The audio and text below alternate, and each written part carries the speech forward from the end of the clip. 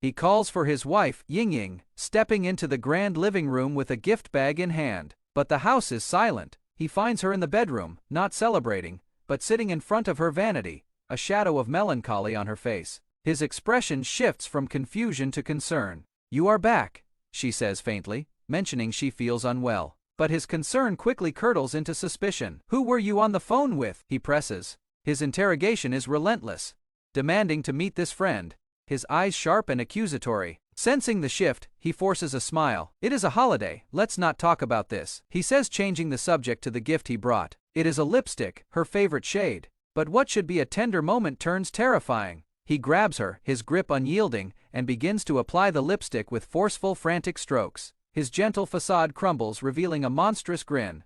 "You need to smile more," he whispers maniacally.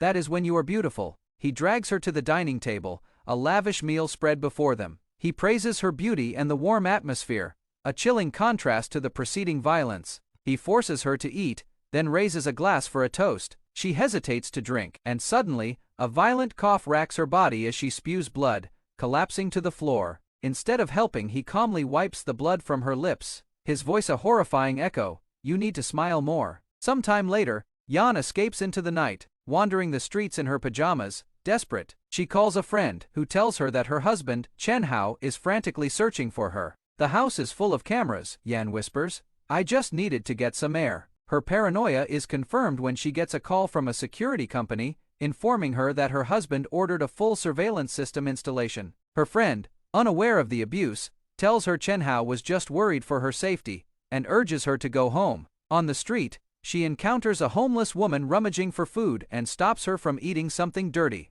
Seeing a reflection of her own trapped existence, Yan gives the woman a wad of cash, urging her to buy clean food and find a job. But this act of kindness is interrupted by the arrival of her mother-in-law and sister-in-law. They accuse her of squandering her husband's hard-earned money and mixing with thieves and beggars. The mother-in-law viciously snatches the money back, claiming every cent belongs to her son. When Yan argues she gave away her own shares in the family company, they mock her, reminding her she is just an adopted daughter with no real claim. The sister-in-law adds that without her brother's pity, Yan would have nothing. The verbal assault culminates with the mother-in-law calling her a useless chicken that can't lay eggs.